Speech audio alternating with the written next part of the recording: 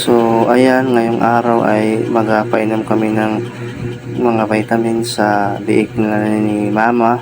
Ito yung mga biik na anak ng barako ni papa.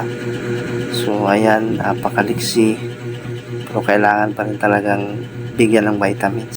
Malaking bagay na rin talagang mayroong mga alagang hayop tulad ng baboy at manok. Mabenta naman ito sila ay malaking bagay din. Ito yung mga panahon na ang mga biik ay kailangan talagang painumin ng mga vitamins para tuloy-tuloy ang kanilang paglaki at maiwasan ang mga sakit.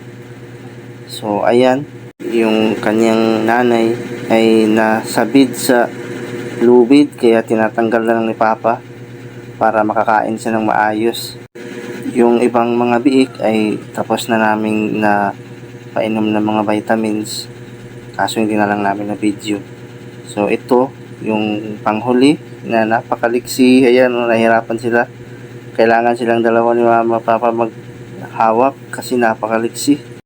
Based on experience, ito yung pamamaraan namin para malusog ang mga alagang baboy at masiguro na malayo sila sa sakit. Thank you for watching.